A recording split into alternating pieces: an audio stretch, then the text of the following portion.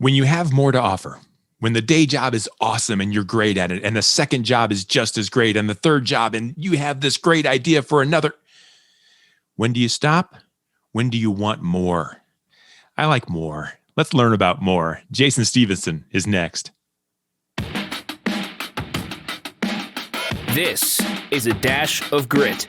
Recipes for success from courageous leaders who overcome challenges and build great things. Now, podcasting from Spire to leaders in local communities like yours, here is Brian Leflock. And let's get cooking. So think back to when you were a kid. Think back to what they told you. They said you can be a fireman, you can be a lawyer, you can be a teacher, you can be an inventor, or you can go to the military. I mean, they gave you 5 or 6 choices, and that's what we did, or we followed in the family business. And things have changed. And that's what this story, that's what this interview today on Dash of Grit is all about. We don't have to be one thing. We don't have to be the thing that was created or set aside for us. We can make our own path. And I'm so excited to show you how that's done. You're about to meet Jason Stevenson. He is the Director of Captives and Alternative Risks at the Oswald Companies. And I don't have a clue what that is, but he's going to tell us in a little bit. But he's more importantly going to tell us about all the other things he is. He's a serial entrepreneur. He's a visionary. He's a dabbler. He is successful in many different ways. And so welcome to Dash of Grit, Jason Stevenson. Thanks for joining us. Brian, thanks for having me. I appreciate it very much. I'm really excited that you're here. And I think, this story, this podcast is all about the pain that people go through to accomplish their dreams. And you have many, and you've had pain. I'm interested, though, in what those dreams look like. You are successful. Success means a lot of things to a lot of people. But I am already proud of the things that you've done so far, and I'm excited to learn more about that. Tell us what you're up to. What are you being successful at these days? Start the show. Well, thanks for that. I appreciate you saying I'm successful. Maybe you can call my mother afterward and tell her that I made it. I don't know. I already got her permission. I checked your references. Fair enough. So you referenced, I'm the Director of Captives and Alternative Risks at Oswald, and that is certainly a primary responsibility professionally. But and I could explain to you if your audience needs, one of the fall asleep sort of medleys. I could talk all about captives and insurance, but I'd prefer we kept them awake. So that makes sense. So I have a variety of different business investments and organizations, right? I own and have just acquired a bunch of additional hair salons, part of a franchise corp that owns a lot of pizza shops. I'm in the real estate business. I've been through the software grind with a handful of software products and, a variety of other projects. And you referenced, being an entrepreneur and a dabbler, which is a funny joke. My wife is never sure what to call me, and she uses dabbler. And it gets me a little bit because I feel like I'm more serious than that. But I'm involved in a variety of different things. Yeah, and talk to me about the success level of those. Are they just starting, which is successful in itself? Are they reaching some level of success? Where do you stand with some of those projects? Sure. Well, Oswald's been around 130 years almost, I think, and I haven't been there quite that whole time. But in the last couple of years, we've taken the captive and alternative risk area, which is effectively where people build their own insurance companies, and formalized it, and we'll probably have 30 built. Brand new insurance companies by the end of this year, which is probably the fastest growing operation of that kind in the U.S. I would say for sure it is. There's no way to corroborate that, but I know we don't know anybody growing faster than that. Probably secondarily, I own a bunch of hair salons with a partner, and we went from 35 salons to 92 salons, and starting in April, we'll add another 51 salons. We're going to have 143 of them in 9 states. And COVID, the last 12 months have been really difficult to navigate, but I'm proud of our team and our staff having been able to ultimately navigate that environment. And we're seeing substantive profit and regrowth of those spaces, which is kind of exciting. And one thing that really enticed me about the hair salon business is that I don't think, never say never, but I don't think it's something Amazon can take away from me, right? You still have to get your haircut in person somehow. Can't get a haircut delivered, I don't think. So, yeah. We're interested in that business. I'm excited about the consulting work I do with a towing management group in Dallas, which we're seeing substantive growth for a number of our clients, where I'm doing sort of some growth and sales related consulting. the pizza business, especially as a result of COVID, has really, really expanded. I'm proud to have a small part of that. So, success to me looks like essentially setting your mind to something and getting somewhere near accomplishing it. That doesn't always mean money, and it doesn't always mean fancy this, or success is defined, fill in the blank. It means to me basically saying, I think I can do this, preparing yourself mentally to do it, and then getting close, or getting there, in fact, right? Those are successful. That's successful to me. So let's talk about what drives you. I'm interested in that because I think what drives you is going to show us some of the obstacles and hurdles you've overcome. You're very successful with a successful business that is doing successful things. That for most is enough. What drives you to own and operate and start and be involved in the growth of these other organizations and agencies and businesses when maybe shouldn't you just be focused on the one thing? Man, I have this conversation a lot. I have a desire for better. And I define that as not necessarily more, but I think I've got better to give. And, to be honest, I've got more capacity mentally. And so it isn't so much about hours or time. It's about mental capacity.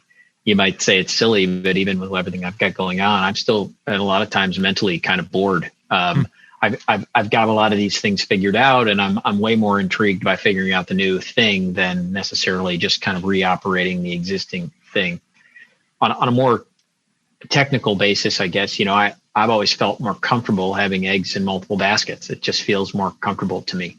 So I'm an employee at Oswald. I'm an employee owner. I love Oswald. I believe in Oswald. I don't want to be anywhere else or do anything else. But, if all your eggs are in one basket, how safe do you feel at any given time, right? And that isn't about getting fired or whatever. It's about the marketplace, right? I mean, what if demand falls? What if any number of things happen? And so, with my mental energy, I've chosen to pursue other business environments, which I thought were going to be accretive to my own lifestyle and protective of my family's expectations in lifestyle.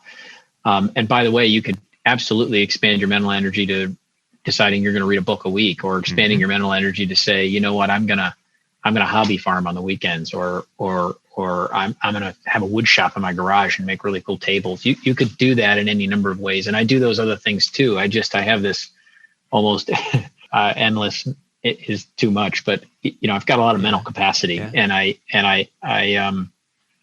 I'm driven ultimately by fulfilling that, frankly. And when I feel like I'm fulfilling it, I feel good about myself and I feel happy generally. And it's really when I feel unfulfilled mentally is when I get into a funk, or when I feel itchy about going to do something else, or get grumpy, right? I mean, the stimulation mentally is ultimately what's driven so much of this. Absolutely. And a lot of folks do their best work when they've got multiple plates spinning and doing a lot of things, but a lot of times they don't take on those challenges because they are potentially hurdles. And so let's talk about some of those times. You mentioned eggs in one basket. Let's talk about some of those times when those eggs aren't playing well and one of them's causing grief for the other one. So the day job's doing just fine. Yeah. So go back to a time when you're like, man, I took on too much. I bit off too much. This one isn't going to work. Can you give me an example of when things started to go wrong at any time? Well, in that context, things have gone wrong plenty of times. But in the bit off too much realm, that's only happened a few times. But I've tried to be extremely mindful of it since then. The most recent time really was probably several years ago now, where effectively I had taken on a variety of responsibilities associated with associations and nonprofits and board responsibilities and a demanding job and a new family. I'd run for office. I had this really long list of responsibilities. And honestly, the challenge, and this is what I learned about that, was that all of those were time requirements. They all required a certain amount of hours from me. I couldn't win time, meaning I couldn't use my own mental capacity to do more with time. I had the to brain is infinite and time is finite, and you couldn't match those up. Yep. I had to go to meetings in a day that represented 20 hours, and you just couldn't do it all. Right. And that's a great learning experience, and has absolutely informed my own strategy around being able to take on other things. I delegate much better than I ever used to. I hire as well as humanly possible. I trust people to do the work that they are trained to do. They prefer it. And if you hire right, you don't have to micromanage. And I rely on that. And frankly, there's no way. And people ask me all the time, how do you do all this stuff? Well, the fact is, I don't do it. I mean, I am the vision.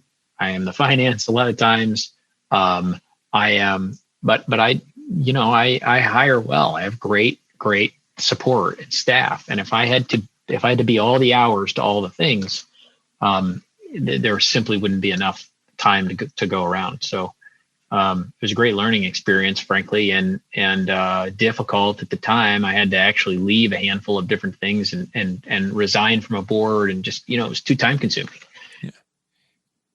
And for someone like yourself that values that more and better, I know you also value it for your customers and those you're serving. When you had to give those things up and maybe you didn't fulfill everyone's expectations, I'm guessing that might have been the case. How did that make you feel coming off of that? Well, you nailed it. I mean, there's a board I joined, and then I realized in a few weeks that there was just no way I was going to be able to meet the demand. And they were very excited and happy to have me. And I was frankly excited to be a part of it. And it needed influence and energy.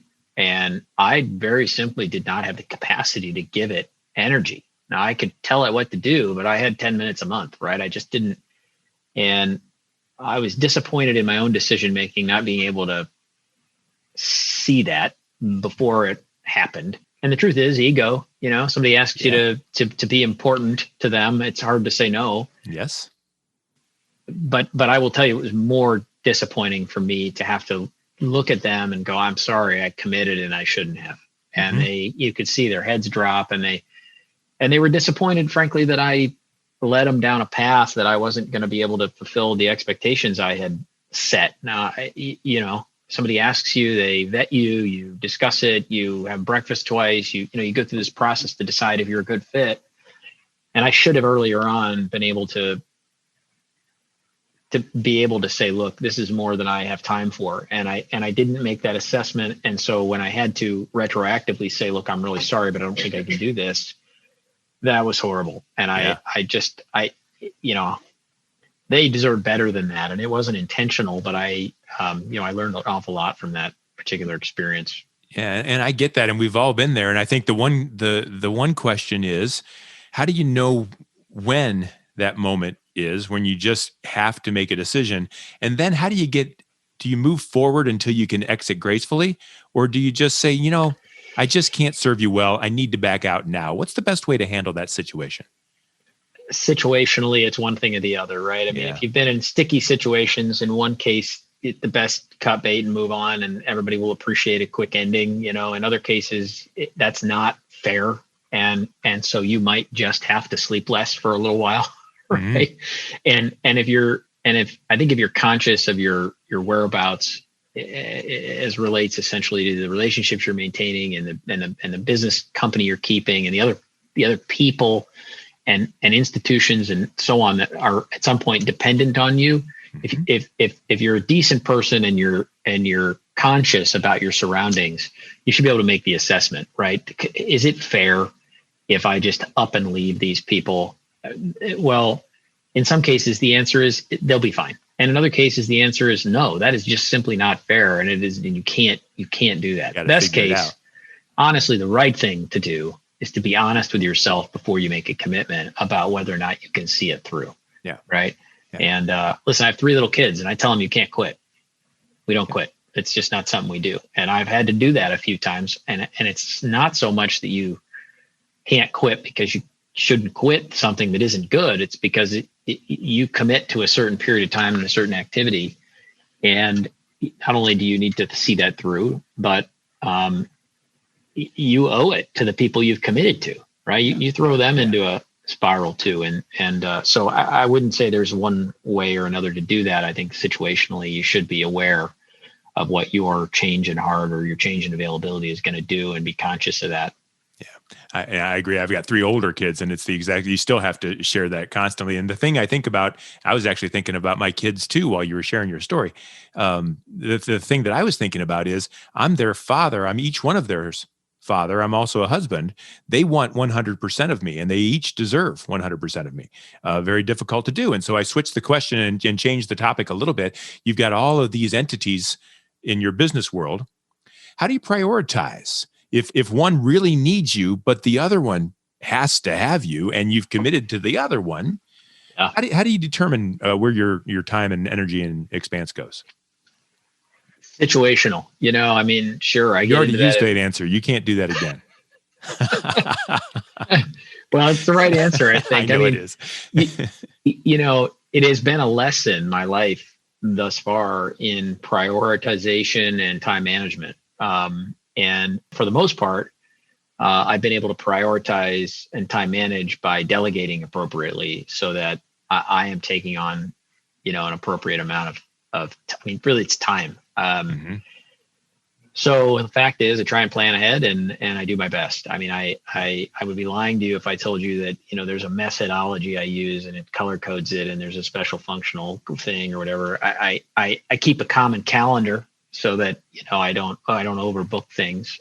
The fact is you've got to be conscious of all of your responsibilities. And in some cases you've got to prioritize on the spot. Two critical things occur at the same time, and one can either wait 5 minutes or it can't, or an hour or it can't. Critical is not always the same thing to everybody, but situationally, if in my experience, I've got the mental capacity to manage all of these different things and juggle all of these different demands, and that includes situationally having to make tough calls about what I'm going to do this hour or this minute or this 5 minute period. And, I don't think I'm unique or special in some way. A lot of people effectively time manage and deal with a lot of fast and furious items. It's about priority and about recognizing usually pretty quickly what needs to happen right this second and what can happen 5 minutes from now, Mm-hmm. Let's talk about delegation a little bit. You've mentioned hiring the right people and making sure you have the right team to help you. How much can you delegate? How can you delegate everything? Can you delegate only a certain things across the board? How do you figure out where that line is? You're not going to let me use situational again, are you? Doggone it. Go ahead if you have to. In each case, you've got individuals that are capable. If you wait and hire right, you won't have to micromanage people. They understand the vision. They have been empowered to make decisions on your behalf. And when they feel empowered to make decisions on your behalf or on the business's behalf, really, I consider all the business stuff I'm in as a business first and Jason's decision-making kingdom second, right? I mean, that's not the mentality, right? We have a do what's best for the business mentality. Mm-hmm. And that means doing what's best for the customer, et cetera, common sense.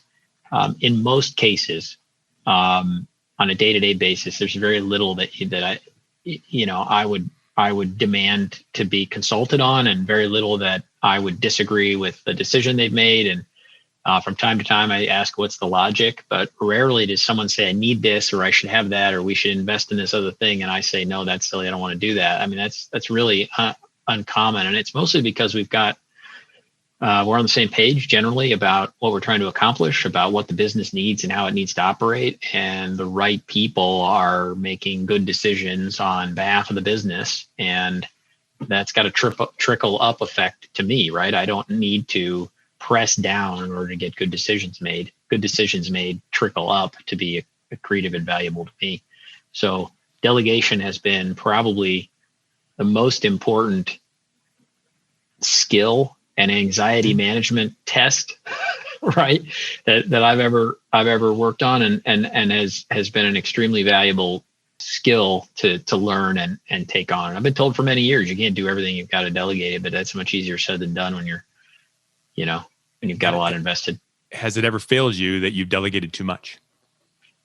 Sure. I mean, there have certainly been cases where mostly the failure is in my assumption that somebody understands what I need them to do. Yeah. I'm the responsible party. Party. You own it. Yeah. Extreme ownership. Good for you. I'm the responsible party, right? If somebody didn't complete this tax filing or somebody didn't do this other thing, it isn't because they just didn't do it or they didn't understand. It's usually because I didn't tell them to do it. I didn't ask them to do it. I didn't in the first place make clear the depth and breadth of what it is I need them to do. Or more appropriately and worse, they asked me and I gave them the wrong answer, or they asked me and I wasn't available and I ignored them and I forgot to get back to them. That's the truth of being extremely busy, is that things can fall through the cracks, and they almost always fall through the cracks at my level. And there's no question about it. And so I'm open with everybody that I need them to talk to me freely, and I need them to stay on me, and that I'm never ignoring anyone on purpose.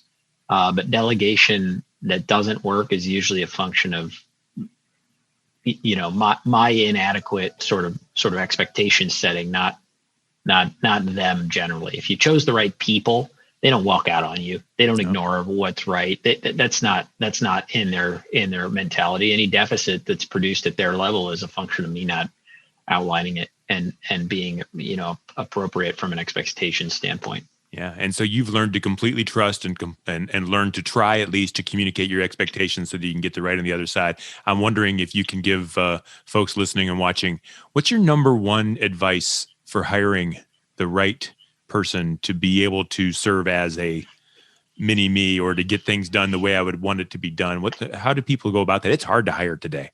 Oh, I think it's always been hard. It's hard today too, right? Yeah. It's hard to find a mini me. My experience has been that I don't think that's practical in most cases, right? What I've tried to do is hire people who are really good at what I'm asking them to do and who want to do what I'm asking them to do, right? So if it's HR, they're good at HR and they like HR and they want to do HR. Like, that combination of things is just so important for them to be stable as an employee, happy when they operate, whatever it is that they're doing. If you're trying to pound a square peg into a round hole, they're there for a paycheck and not having a really good time. And you're going to have animus built up. You're going to have challenges. They're not going to intuitively know what to do if it's not a comfort zone for them.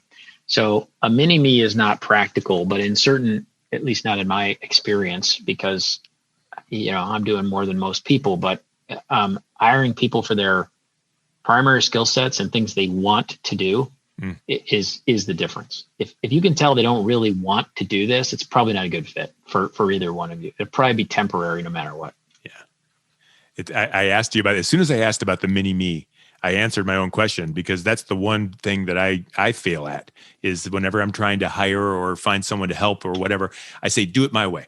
I'm successful. Do it like this, do it like this, do it like this. And then I complain that they won't do it my way. My wife says, you can't hire a mini you. There's no one out there. Let them do it their way. And I'm still trying to learn that myself. So I'm glad you went there. Yep. Yeah. Listen, I don't do everything right. In fact, I do most things wrong. I have a few strengths, and one of them is knowing all my weaknesses. Good for you. And I would tell you that there's a lot of those. And so I've tried to hire around them too. My attention to detail is horrific. Right. It's a real good day if I can remember my social security number and my birthday. Yeah. I am doing a lot of things, and I am tuned in conceptually, and I am, but I struggle with finite detail, follow up on finite detail. And so I've tried really hard to delegate those tasks because they're extremely important, but I know what I'm good at and what I like to do. Mm-hmm. And I know that you're good at and like to do different things. And we're a lot better fit like this than we are if we overlap, or if, I'm trying to do things that I'm not good at. At the end of the day, that will not create a successful outcome at any length of time. Very wise. And so for the Jason Stevenson empire, as you continue to grow and do all these different things, what are the hurdles that you anticipate having to overcome to show some additional levels of grit? What's coming up?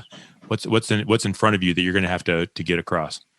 I think the market over the next year or two anyway is going to grow. I think people have been sitting on cash mostly. These stimulus payments are helpful. And while there are certainly some struggling, the fact is savings rate in the U.S. is up something like 70%, and its expenses were down last year, something like 50%. Mm-hmm. So in aggregate, Americans, individuals and businesses, have more money in their pocket than they've had in a really long time. And the government's passed out a couple $1 trillion, 3 or 4 trillion, I think, by the time it's all said and done, in cash that goes to individuals. Mm-hmm. That money is going to matriculate into the marketplace, whether you agree with it or not. It will get into the marketplace. Now, it'll probably cause tax issues, but nonetheless, it will get into the marketplace, which is going to grow sales and make generally business good, right? I think the biggest hurdles in time are being able to continue sourcing good employees. Some of our businesses are retail. Some of the stuff I'm in is not at all retail. Talent is extremely hard and really expensive. Number one.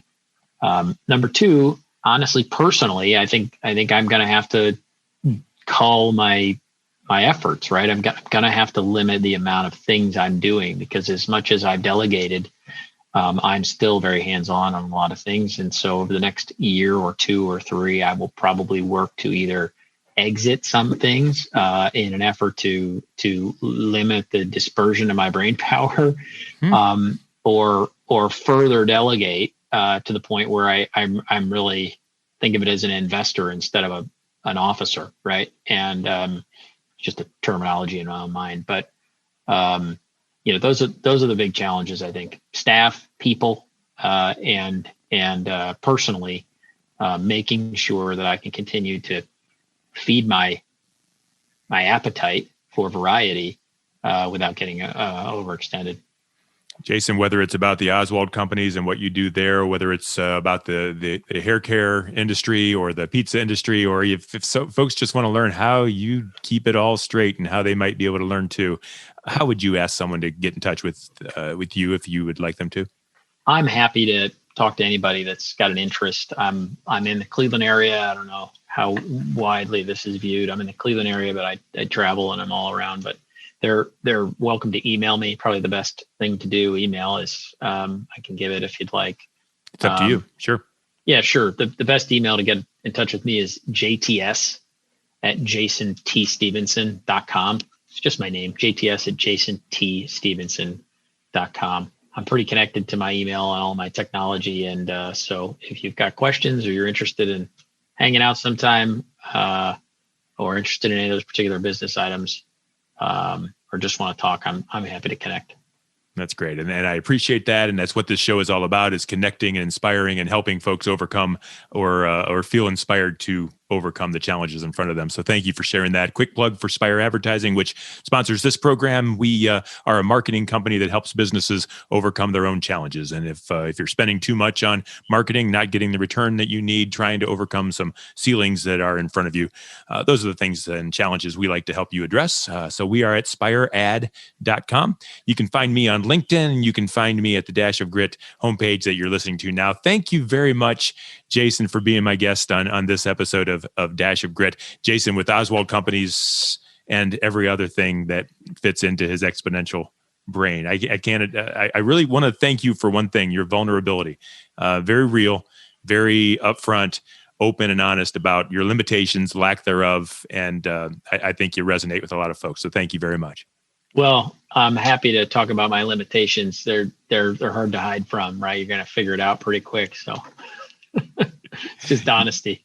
You did fine. And I think that you'll be surprised. Most of us think we have far more limitations than we have opportunities. And that's the head trash that can get in our way. And so when we understand what those limitations are, but we don't define the maximum, I think that's when we're on the right track. And I think that's where you are. So great. Well, I appreciate you saying that, Brian. It was great to be here. Thanks for having me. You're great. Thank you for being on the show. We do this once a week. Feel free to look back through the library to see some other folks just like Jason that are getting it done. Until next time, get gritty and win the day. We'll see you then. This is a Dash of Grit. Recipes for success from courageous leaders who overcome challenges and build great things.